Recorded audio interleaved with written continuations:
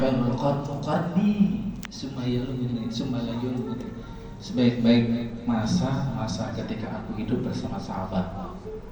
Dan kita kebagian terakhir doang barangkali. Tapi mudah-mudahan kita berpegang teguh kepada sunnah dan juga Al-Quran sebagai pedoman hidup kita.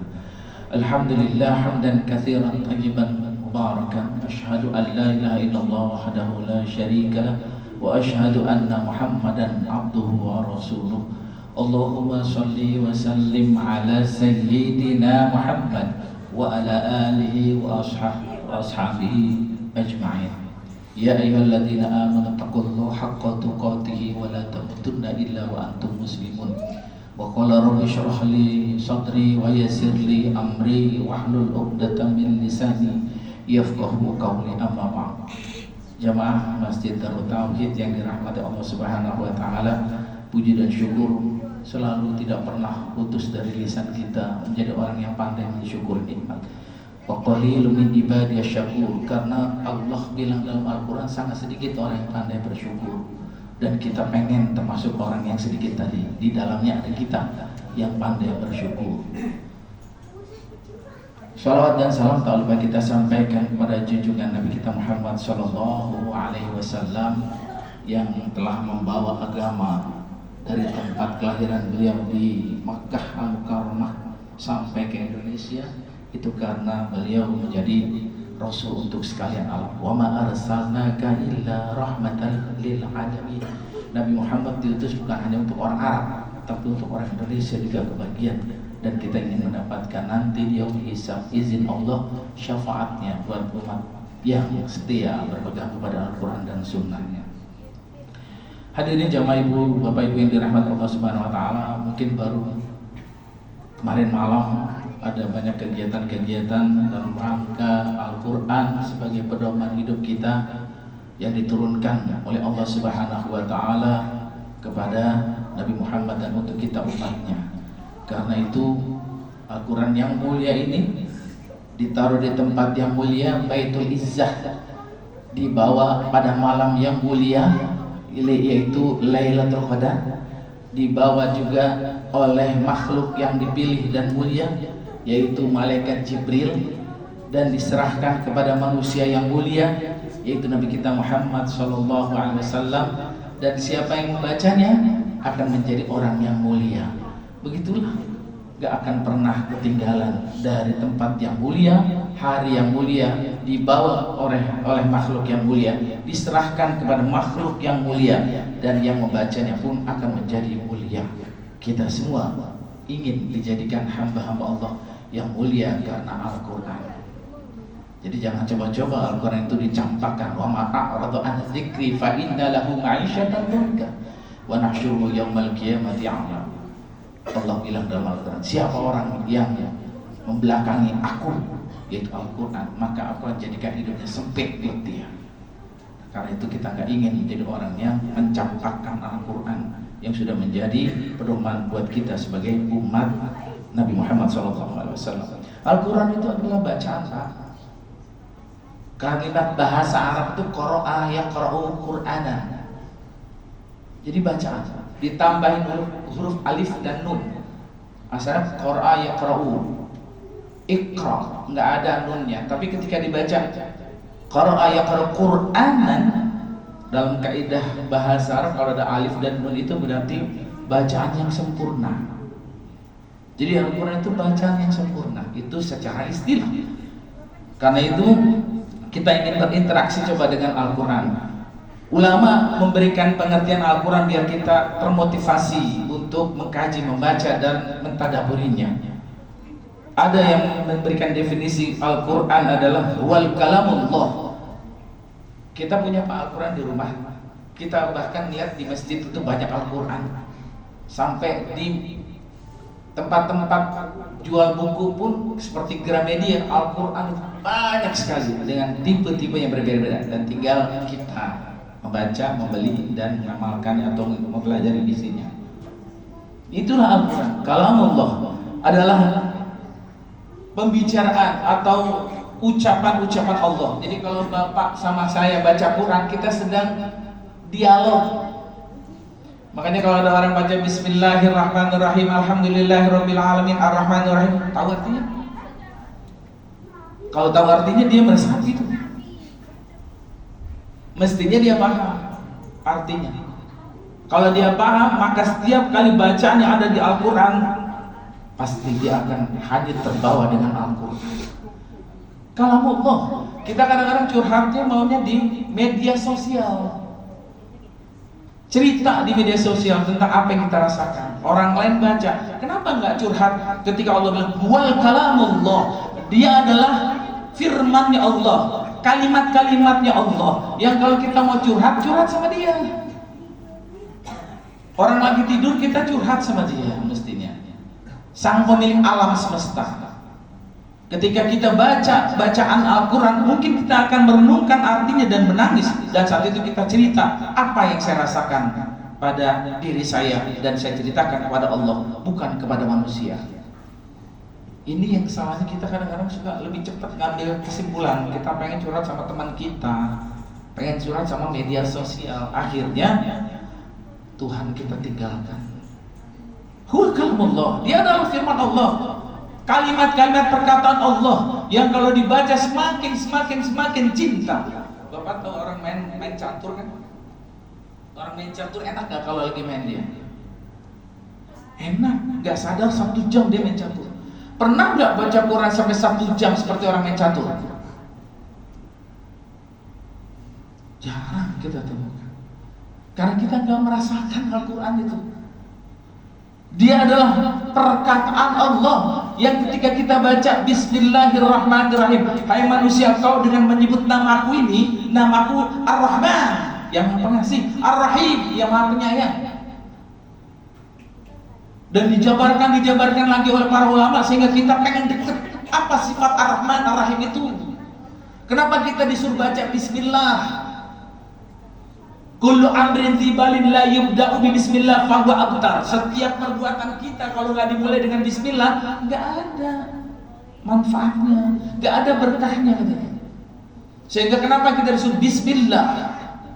Dan kita jabarkan itu sebanyak-banyaknya, selebar-lebarnya. Maka kita tahu segala amal perbuatan akan berkah dengan sifat Rahman dan Rahim ketika kita mengucapkan kalimat yang mulia tadi, kalimat Bismillahirrahmanirrahim. Baru satu ayat itu, belum Ar-Rahman, Ar-Rahim dan seterusnya, belum lagi dari Alif Lam Mim sampai Qul a'udzu birabbin nas. Ketika dikaji, semakin kita mencintai dan semakin enak kita mentadaburi Al-Quran. Huwal kalamullah, dia adalah perkataan Allah. Makanya nggak bisa sembarangan kalau berkata sama Allah. Kita harus berkata dengan Allah itu dengan penuh kesucian. Artinya berwudu lebih dahulu. Coba kalau kitab yang lain gak diterangkan harus pakai membersihkan wudu, membersihkan tangan, mulut, muka, kaki. Kita ngambil kitab suci lain gak perlu pakai wudu, tapi Al-Quran pakai wudu, Pak. Bapak megang Quran gak pakai wudu, dosa kita. Kalam Allah dia, firman Allah yang suci. La yamassuhu illal mutahharun, jangan kau sentuh, apalagi kau baca illal mutahharun, kecuali udah suci kita. Bagaimana sucinya? Bersihkan dari segala najis dan hadas yang masih nempel di badan kita. Kalamullah, Pak. Dia bukan novel, dia bukan koran, dia bukan kitab suci seperti umat Islam yang punya kitab suci. Harus ada tata caranya, ada bagaimana sikap adab kita terhadap Al-Quran. Makanya Imam Syafi'i menulis Al-Adabu fi Hamalatil Quran. Dan Imam Syafi'i, Imam An-Nawawi menulis kitab Al-Adabu fi Hamalatil Quran, bagaimana kita berinteraksi dengan Al-Quran. Kita disuruh berwudu, kita disuruh baca bismillah, ta'awuz, kita disuruh menghadap kiblat. Cuma kitab suci Al-Quran, Pak. Nggak ada lagi kitab suci yang harus kayak begitu tata caranya membaca. Huwa kalamullah al-mu'jiz, mu'jizat. Al-Quran adalah perkataan Allah sebagai mukjizat. Apa arti mukjizat? Mukjizat itu artinya al-i'jaz, melemahkan. Dulu zaman Rasulullah, orang-orang pandai membuat syair, Syair itu puisi. Kalau sudah membuat puisi, puisinya bagus digantung di Ka'bah. Jadi pinter-pinteran, bagus-bagusan main syair. Kalau orang Sumatera itu pakai pantun, pakai syair yang bagus, kemudian syair yang bagus ditaruh di Ka'bah. Maka Al-Quran lebih hebat daripada syair-syair orang Arab yang jago membuat syair saat itu. Pernah suatu ketika Nabi Muhammad ditantang oleh Abu Lahab, Abu Jahal dan teman-temannya. Ya Muhammad, kalau memang Al-Quran itu adalah mukjizat, aku punya syair yang akan mengalahkan Al-Quran. Dia buat itu syair. Judulnya Al-Fil, gajah. Hampir sama dengan surat Al-Fil. Alam taro kaifa fa'ala rabbuka bi ashabil fil. Tapi ternyata bukan Quran yang dibuat oleh orang-orang kafir Quraisy. Al-fil, ma huwal fil, wa ma adraka mal fil. Al-fil baqtuhu kabir, khurtumuhu tawil, rijluhu qasir, dan seterusnya. Mungkin kita tahu yang namanya gajah. Al-fil itu kan gajah. Gajah itu hewan yang besar perutnya, yang punya belalai, belalainya panjang, yang punya kaki, kakinya pendek. Dia pikir syair seperti itu hebat, bisa mengalahkan Al-Quran. Akhirnya Nabi Muhammad ditantang dengan syair seperti itu buatan orang-orang manusia kafir Quraisy. Judulnya cuma gajah, diterangkan gajah itu besar, punya belalai panjang, punya kaki pendek. Saya kira semua juga tahu gajah itu kayak gitu. Bikin syair gitu. Nabi Muhammad disuruh naik ke atas panggung, bacakan syairnya. Dibaca Pak, sama seperti kalimat Al-Fil tadi. Cuma judulnya Al-Qari'ah. Surat Al-Qari'ah. Al-Fil, Al-Qari'ah. Ma huwal fil, mal Qari'ah. Wa ma adraka mal fil, wa ma adraka mal Qari'ah. Persis sama. Tapi karena orang Arab ngerti arti Al-Qari'ah, Nabi Muhammad bilang Al-Qari'ah, hari kiamat. Dia tahu hari kiamat. Karena orang Arab, bahasa Arab, Al-Quran diturunkan pakai bahasa Arab. Menggetar semuanya. Orang Arab Quraisy. Kok ceritanya tentang kiamat? Al-Qari'ah, mal Qari'ah. Tahu nggak kamu kiamat? Pertanyaan Allah kan itu. Wa ma adraka mal Qari'ah. Tahu nggak kamu benar-benar hari kiamat? Ditanya sama Allah 2 kali pertanyaan. Mal Qari'ah, wa ma adraka mal Qari'ah. Pak Quraisy, kalau ngomong ada kata-kata wa ma adraka ma, itu nggak bisa dijangkau oleh akal manusia. Inna anzalna fi lailatul qadr. Wa ma adraka ma lailatul adroka. Mufassir mengatakan di luar jangkauan manusia. Karena ketika Allah bicara tentang malam Lailatul Qadar, manusia nggak bisa mikirin kapan datangnya Lailatul Qadar. Ketika Allah bicara hari kiamat, Al-Qari'ah, mal Qari'ah, wa ma adraka mal Qari'ah, manusia nggak bisa menebak kapan terjadinya hari kiamat. Persis seperti Lailatul Qadar. Wa ma adraka mal Qari'ah. Mulai takut tuh. Ini mah bukan syair nih. Ini pasti buatan bukan manusia. Mereka berpikir seperti itu. Mulai ketakutan orang kafir Quraisy. Dijelaskan di ayat keempatnya, yauma yakunun nasu kal farasy mabsus. Hari itu manusia itu bagaikan debu-debu yang ditiup angin berterbangan. Wa takunul jibalu ka'ihnin manfush. Hai orang kafir Quraisy, kau bikin cuma sekedar namanya itu gajah, orang tahu gajah kayak gitu. Tapi kau cerita tentang hari kiamat. Mereka akhirnya gemetar takut dengan ayat-ayat Al-Quran yang dibaca oleh Nabi Muhammad SAW. Jadi kalau kita tahu artinya, paham, maka hati kita juga bergetar, Pak. Bergetar hati kita. Mukjizat. Dia mukjizat buat kita. Cuma ada kitab satu-satunya di dunia ini yang bisa dipelajari dan dihafal dengan baik oleh manusia. Ada seorang pastor, Pak. Namanya Momo Kinta ya. Dia pernah bilang, dia udah masuk Islam. Siapa yang bisa menghafal kitab suci selain Al-Quran, saya kasih mobil BMW saya. Dulu dia pernah ngomong gitu. Siapa yang bisa menghafal kitab suci selain Al-Quran, ambil mobil BMW saya. Tapi sampai dia memberikan argumen seperti itu, belum ada yang bisa menghafalkan kitab suci selain Al-Quran yang dihafal oleh pemeluknya, orang yang beragamanya itu, untuk menghafal kitab suci mereka masing-masing. Makanya mobilnya nggak ada yang ambil.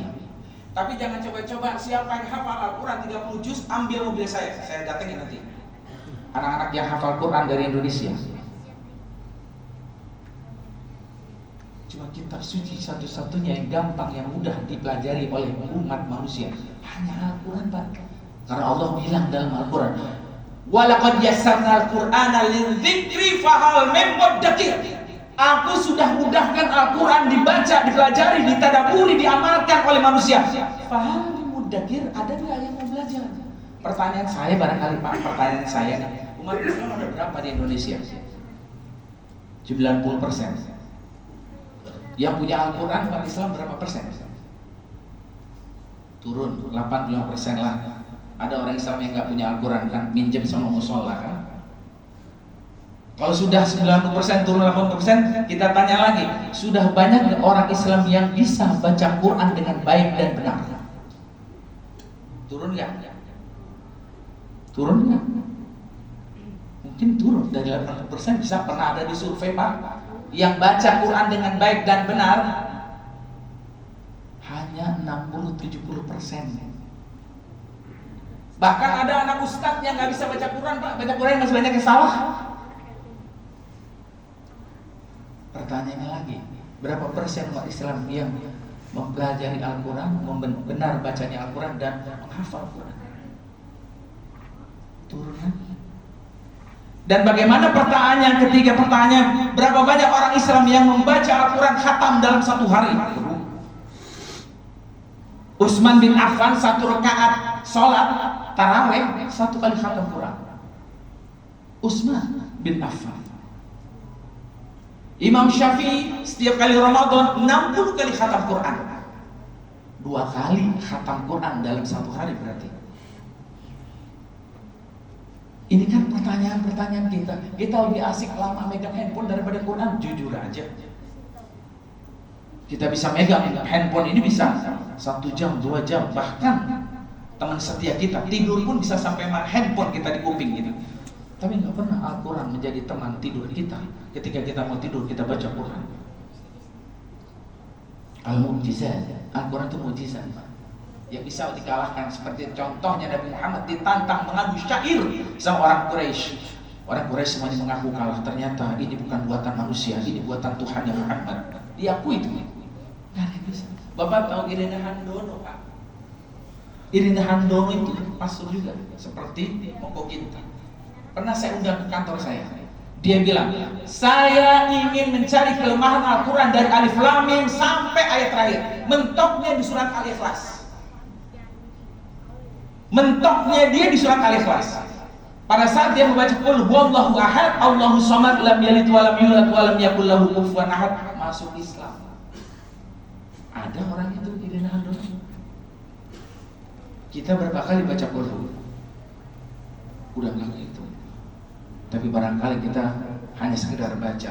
Tapi beliau ingin mencari kekurangan Al-Quran. Ternyata sampai akhirnya masuk Islam cuma gara-gara surat Qul hu. Surat yang paling pendek di samping surat Al-Kautsar.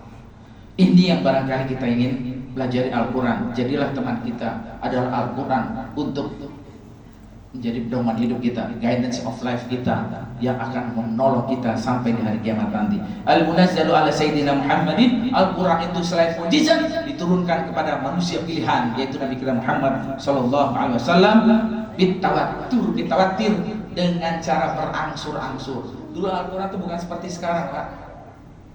Kita berterima kasih sama ulama. Karena apa? Al-Quran dulu belum ada baris fathah, kasrah, dhamma. Abul Aswad Ad-Duali yang memberikan bantuan untuk umat Islam, yang akhirnya bisa baca ba, ta, sa, ada huruf ba titik di bawah, ada huruf ta titik di atas 2, ada huruf sa titik di atas 3, a, i, u, semuanya itu ulama-ulama yang akhirnya membukukan Al-Quran seperti yang kita punya di rumah. Dulunya Al-Quran gak ada barisnya Pak, gak ada titiknya. Mana beda antara ba, ta, sa? Gak ada. Sin itu dengan shin beda. Mana bedanya? Cuma titik. Yang ngasih titik ulama. Kita tinggal beli, tinggal baca, tinggal belajar. Ini yang disebut al-manqul bitawatir, yang diucapkan oleh kita dengan cara berangsur-angsur. Al-Quran itu disempurnakan. Sampai sekarang akhirnya Al-Quran sangat-sangat banyak variasinya. Ada tafsirnya, ada tajwidnya, ada segala-galanya. Semuanya itu apa? Untuk kita menjadi teman setia kita dalam hidup, yaitu Al-Quran. Al-muta'abbad bitilawati. Yang terakhir adalah Al-Quran itu menjadi ibadah bagi orang yang membacanya. Bapak baca Qul Huwallahu Ahad itu bukan seperti baca Quran. Ada satu hurufnya itu Qul Huwallahu Ahad, berapa huruf itu? Dikalikan 10, dikalikan 700. Lalu kalau Alif Lam Mim sampai Qul A'udzu Birabbin Nas khatam Quran, kali 10 kali 700. Demikian dipandang ibadah bagi orang yang ingin berinteraksi. Akhir kata, Iqra'ul Qur'an fa innahu ya'ti yaumal qiyamati syafi'an li ashabihi. Bacalah Al-Qur'an karena dia akan menjadi sahabat kita, penolong kita kelak di hari kiamat, tatkala kita tidak bisa mencari pertolongan kecuali Al-Quran yang senantiasa kita baca dan menjadi pedoman hidup kita selama hidup di dunia ini. Mudah-mudahan Al-Quran menjadi teman hidup kita sampai kita selalu membaca dan mengamalkannya. Billahi taufiq wal hidayah. Assalamualaikum warahmatullahi wabarakatuh.